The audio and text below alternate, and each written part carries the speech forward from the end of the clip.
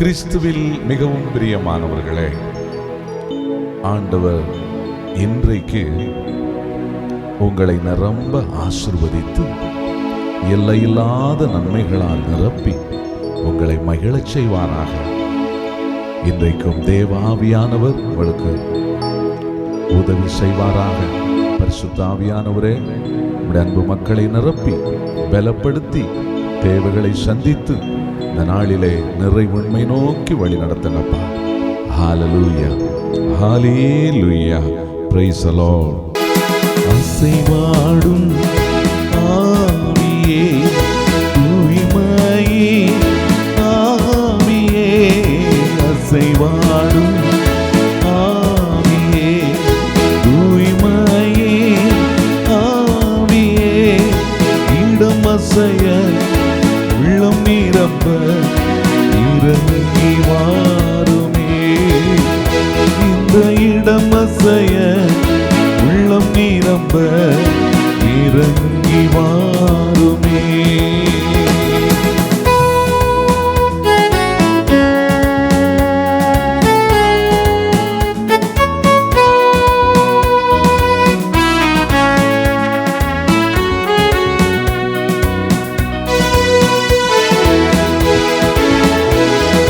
பலனடைய நிரப்பிடுமே பலத்தினாவியே,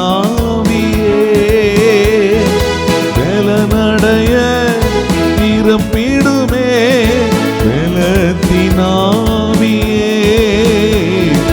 கனமடைய ஊற்றிடுமே ஞானத்தினாவியே, கனமடைய ஊற்றிடுமே ஞானத்தினாவியே, அசைவாடும் ஆவியே, தூய்மையே ஆவியே, இடம் அசைய உள்ளம் நிரம்ப இறங்கி வாருமே.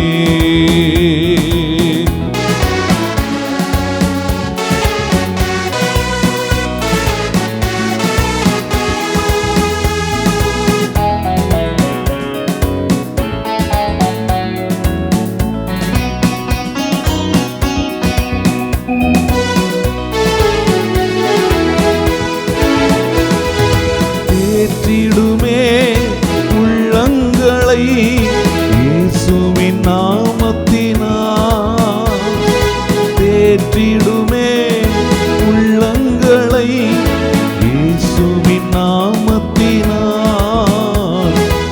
ஆற்றிடுமே காயங்களை அபிஷேக தைலத்தினால், ஆற்றிடுமே காயங்களை அபிஷேக தைலத்தினால், அசைவாடும் ஆவியே, தூய்மையே ஆவியே, அசைவாடும் ஆவியே, தூய்மையே ஆவியே, இடம் அசைய உள்ளம் நிரம்ப இறங்கி வாருமே.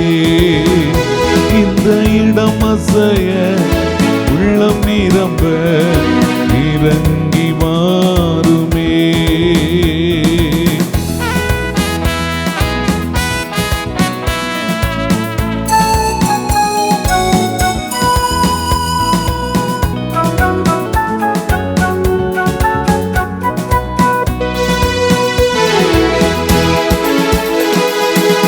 துடைத்திடுமே கண்ணீரெல்லாம் கிருபையின் பொற்கரத்தால், துடைத்திடுமே கண்ணீரெல்லாம் கிருபையின் பொற்கரத்தால், நிறைத்திடுமே ஆனந்தத்தால் மகிழ்வுடன் துதித்திடவே, நிறைத்திடுமே ஆனந்தத்தால் மகிழ்வுடன் துதித்திடவே, அசைவாடும் ஆவியே, தூய்மையே ஆவியே, அசைவா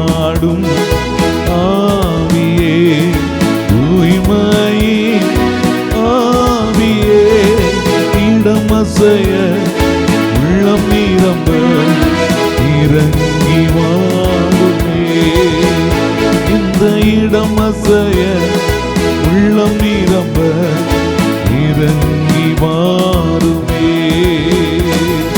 அசைவாடும் ஆவியே தூய்மையின் ஆவியே இடமசைய உள்ளம் நிரம்ப இறங்கி வாருமே. இந்த இடமசைய உள்ளம் நிரம்ப இறங்கி வாருமே. இறங்கி வாருமே. ஹல்லேலூயா ஹல்லேலூயா ஹல்லேலூயா. இயேசு கிறிஸ்துவுக்குள் உடன் பிறந்த சகோதர சகோதரிகளே, மரியே வாழ்க தொலைக்காட்சியின் நேயர்களே, உங்கள் அனைவருக்கும் நம் ஆண்டவர் இயேசு கிறிஸ்துவின் நாமத்திலே ஜெபங்களையும் ஆசீர்வாதங்களையும் வாழ்த்துக்களையும் தெரிவித்துக் கொள்வதில் மகிழ்ச்சி அடைகிறேன். இன்று உங்களோடு நற்செய்தி வாசகத்தினுடைய கருத்துக்களை பகிர்ந்து கொள்வதில் மகிழ்ச்சி அடைகிறேன்.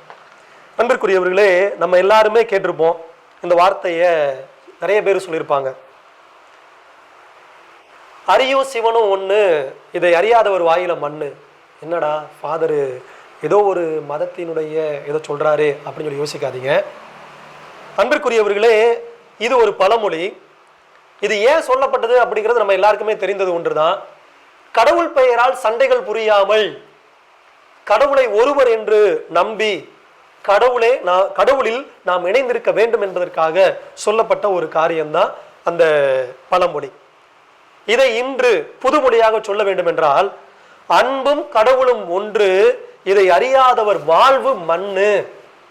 அன்பும் கடவுளும் ஒண்ணு, இதை அறியாதவர் வாயில வாழ்வும் மண்ணு அப்படிங்கிறது தான் புதுமொழி. இன்றைய நற்செய்தியின் முதல் வரியில் நாம் வாசிக்க கேட்பது என்ன அப்படின்னு சொல்லி கேட்டீங்கன்னா, கடவுள் தம் மகனையே அளிக்கும் அளவுக்கு இந்த உலகின் மேல் அன்பு கூர்ந்தார். அன்பிற்குரியவர்களே, இந்த வார்த்தையின்படி நாம கொஞ்சம் சிந்தித்து பார்த்தோம் என்றால், கடவுள் நம்ம மேல எவ்வளவு அன்பு செய்தார், நம் மீது எவ்வளவு அன்பு கொண்டிருக்கிறார் என்பதை நாம் விளங்கிக் கொள்ள முடியும். இந்த வார்த்தையை நம்ம சிந்திச்சு பார்த்தோம்னா, ஏன் கடவுள் நம் மீது அன்பு கொண்டிருக்கிறார் அப்படின்னு சொல்லி கேட்டோம்னா, அன்பிற்குரியலே, பெருசா வேற எதுவும் காரியம் கிடையாதுங்க. நீங்க 50 ரூபா 500 ரூபா உண்டியல்ல போட்டீங்க, அல்லது அவருடைய ஆலயம் கட்டப்படுவதற்கு நீங்க பெரிய ஒரு டொனேஷனை கொடுத்தீங்க, அல்லது நீங்க ஏதோ ஒரு பெரிய மகத்தான காரியத்தை செஞ்சு அந்த மாதிரியான காரியங்களுக்குனால உங்க மேல கடவுள் அன்பு செய்து கொண்டிருக்கிறார் அப்படிங்கிறது கிடையாதுங்க. ஒரே காரியம்தான், நீங்களும் நானும் அவருடைய சாயல், நீங்களும் நானும் அவருடைய பிள்ளைகள், நீங்களும் நானும் அவருடைய மகன், நீங்களும் நானும் அவருடைய மகள், நீங்களும் நானும் அவருடைய உறவு. அப்படிங்கிறதுனாலதான் கடவுள் தம் ஒரே மகனையே அளிக்கும் அளவுக்கு நம் மீது அன்பு கொண்டாருங்க. பல நேரங்கள்ல நாம இந்த உன்னத அன்பை உணர்ந்து கொள்ளாம தான் இன்றிருந்து நாளை மறையக்கூடிய பலவற்றின் மேல் அன்பு கொண்டவர்களாக வாழ்கிறோம். குறிப்பாக பணம், பதவி, அதிகாரம், ஆணவம், கோபம், இவற்றின் மீது அன்பு. இறைவன் மீதும் இறை சாயலில் படைக்கப்பட்ட சகோதர சகோதரிகளின் மீதும் நாம் அன்பு காட்டாமல் கற்பனை உலகில் நம் கடவுள் தன்மையை இழந்து வருகிறோம்.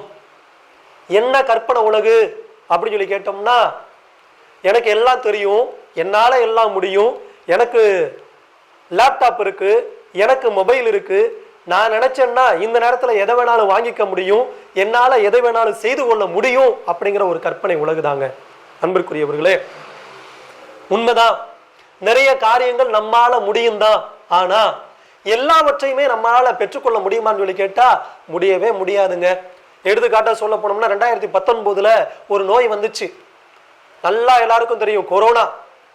பணம் வச்சிருந்தாங்க, அறிவாற்றல் மிக்கவர்களாக இருந்தாங்க, அறிவியல் மேதைகளாக இருந்தாங்க, நோய்க்கு மருந்து கண்டுபிடிக்கக்கூடிய பெரிய வல்லுநர்களாக இருந்தாங்க. ஆனா முடியலைங்க. தங்களை தாங்களே காப்பாற்றிக் கொள்ள முடியவில்லை, தங்களை நம்பியிருந்தவர்களையும் அந்த பணத்தை கொண்டும் ஆற்றலை கொண்டும் காப்பாற்ற முடியவில்லை. அன்பிற்குரியவர்களே, எல்லா ஆற்றலும் வல்லமையும் யாருக்கிட்டேந்து வருது அப்படின்னா நம்முடைய ஆண்டவரிடமிருந்து, கடவுளிடமிருந்து வருகிறது. அவர் நம் மீது கொண்டிருக்கின்ற அந்த அன்பிலிருந்து வருகிறது. நாம் அவர் மீது காட்டுகின்ற, நம்முடைய சகோதர சகோதரிகள் மீது காட்டுகின்ற அந்த அன்புல தாங்க எல்லா ஆற்றலும் வல்லமையும் ஆசீர்வாதமும் உங்களுக்கும் எனக்கும் கிடைக்கும். அதை விட்டுட்டு கற்பனை உலகில் நாம வாழ்ந்து கொண்டிருந்தோம் என்றால் அன்பிற்குரியவர்களே, அந்த ஆசீர்வாதமானது நமக்கு கிடைக்கப்பெறாது. அன்பிற்குரியவர்களே, ஏமாற்றுகின்ற இந்த கற்பனை உலகில் நாம் சிக்கிக் கொள்ளாமல் கடவுளுடைய ஒளியில் நடக்க முயல வேண்டும். இறைவனுடைய அந்த ஒளியில் நாம் நடக்க முயலுகின்ற பொழுது அன்பிற்குரியவர்களே, நம்மை சூழ்ந்திருக்கின்ற இருள் அனைத்தும், நம்மை சூழ்ந்திருக்கின்ற மூடத்தனமான எண்ணங்கள் அனைத்தும் மறைந்து போய் ஒரு உன்னதமான ஒளியிலே நாம் நடப்போம். உன்னதமான அந்த ஆண்டவரை பற்றிக்கொள்வோம். சேர்ந்து ஜெபிப்போம். வல்லமையுள்ள நல்ல இறைவா, இந்த உலக போக்கிலான காரியங்களுக்கு நான் முக்கியத்துவம் கொடுத்து ஆண்டவரே, அதனை நான் அன்பு செய்து உம்முடைய அந்த வார்த்தைக்கு இடம் கொடுக்காமல் இருளிலே வாழ்ந்து கொண்டவனாக, இருளிலே வாழ்பவனாக நாங்கள் தொடர்ந்து இருந்து கொண்டிருக்கிறோம். இவ்வேளையிலே ஆண்டவரே, உம்முடைய ஒளியை நாங்கள் பெற்றுக்கொண்டவர்களாக இருளை அகற்றி நன்மையை பற்றி கொண்டு நல்லதை பேசி நல்லதை பிறருக்கு செய்து உம்முடைய சாயலிலே நாங்கள் வாழ்ந்து கொண்டிருக்கிறோம்.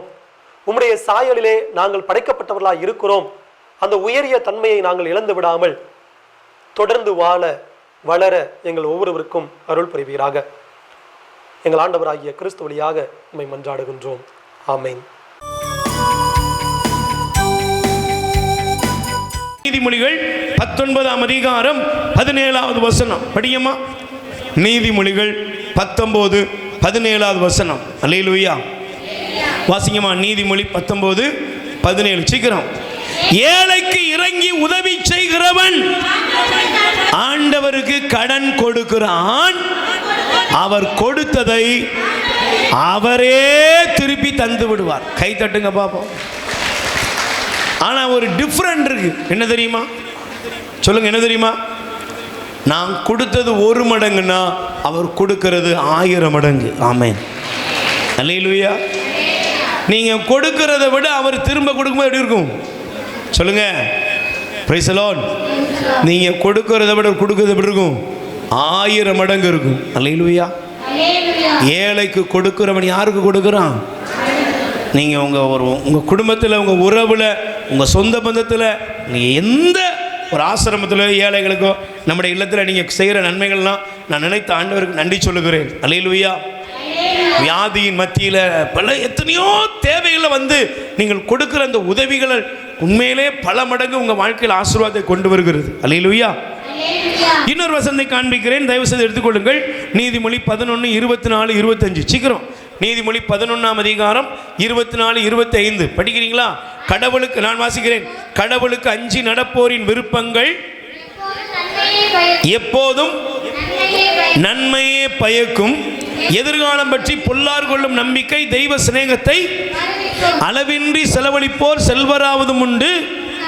கஞ்சராய் 24-25 அளவின்றி செலவழிப்போர் செல்வராவதும் உண்டு, வறியவராவதும் உண்டு. ஈகை குணமுள்ளோர் வளம்பட வாழ்வர், குடிநீர் கொடுப்போர் குடிநீர் பெறுவர். தானியத்தை பதுக்கி வைப்போரை மக்கள் சபிப்பர், தானியத்தை மக்களுக்கு விற்பவரோ ஆசி பெறுவார். அல்லேலூயா. Praise the Lord. அப்படின்னு அர்த்தம் என்ன? இருக்கிறத கொடுக்கிறவனை கடவுள் என்ன செய்வார்? ஆசீர்வதிப்பார். சில நேரத்தில் பாருங்க, இந்த இயற்கை சீற்றங்கள் பேரழிவுகள்லாம் வரும்போது சிலர் பண்ணுற அநியாயம் இருக்குது பார்த்தீங்களா? கடைசியில் பாருங்க, அந்த மாதிரி செய்கிறவன்லாம் அட்டூழியத்திலே சாவறான். அல்லேலூயா. Praise the Lord. அப்போ கொடுக்கிறவனை கடவுள் ஆசீர்வதிக்கிறார். ஆமென். அல்லேலூயா. இன்னொரு வசனத்தை காண்பிச்சிருந்தேன். நீதிமொழி 21:13 எழுதி கொள்ளுங்க. 21:13 வசனம். ஏழை கூக்குரலிடும்போது எவன் காதை பொத்திக் கொள்கிறானோ அவன் தானே உதவிக்காக மன்றாடும் போது எவரும் அவனுக்கு. அதே நீதிமொழி 28:27 28ஆம் அதிகாரம் 27. ஏழைகளுக்கு கொடுக்கிறவனுக்கு குறைவதும் ஏற்படாது, அவர்களை கண்டும் காணாது போல் இருப்பர், பல சாபங்களுக்கு ஆளாவர். Price the Lord. சொல்லுங்க. அல்லேலூயா. அல்லேலூயா. ஏழைகளை கண்டு காணாமல் இருக்காதீங்க. வீட்டில் இருக்கிற வறியவர்களை கண்டு காணாமல் இருக்காதீங்க. பெரியவர்களை கண்டு காணாமல் இருக்காதீங்க. Price the Lord. நல்ல கைகளை பேர் சொல்லுங்க. அல்லேலூயா. கைகளை பேர் சொல்லுங்க. அல்லேலூயா. 2 கைகளை அசைத்து சொல்லுங்க. அல்லேலூயா. அப்போ 4வது நீங்கள் என்ன செய்யணும்? கொடுக்கிறவனுக்கு அவர் திரும்ப கொடுக்கிறார். சொல்லுங்க. எப்படி கொடுக்காரு? அதை கொடுக்கும்போது மட்டும் எப்படி கொடுப்பாராம் தெரியுமா? லூக்கா 6:38, அமுக்கி குலுக்கி சரிந்து விழும்படி உங்கள் மடியில் அவர் கொட்டுவார். கை தட்டுங்க. ஐந்தாவது ஒரே ஒரு காரியத்தை சொல்லி நான் முடிக்கிறேன். Price the Lord. கைகளை வேறு சொல்லுங்க. அல்லேலூயா. Praise the Lord. அல்லேலூயா. எசேயா 40:31, ஆண்டவர் மீது நம்பிக்கை வைத்திருக்கிறவர்களோ புதிய ஆற்றல் பெறுவர். அவர்கள் கழுகுகளைப் போல் உயர எழும்புவர். அவர்கள் ஓடினாலும் நடந்தாலும் என்ன செய்ய மாட்டாங்க? சோர்வு களைப்படைய மாட்டார்கள். ஆமென். அப்போ அஞ்சாவது நீங்கள் என்ன செய்யணும்? ஆண்டவர் மேலே நம்பிக்கை வைங்க. என்ன வந்தாலும் யார் மேலே நம்பிக்கை வைங்க? சொல்லுங்கள். என்ன வந்தாலும் யார் மேலே நம்பிக்கை வைங்க? ஆண்டவர் மேலே நம்பிக்கை வைங்க. வயசை பற்றி கவலைப்படாதீங்க, வருமானத்தை பற்றி கவலைப்படாதீங்க. உலகத்தில் என்ன வேணால் நடக்கட்டும், ஆண்டவர் மேல் நம்பிக்கை வைங்க. அல்லேலூயா. அவர் மீது நம்பிக்கை வைக்கிறவர்களை அவர் உயர்த்துகிறார்.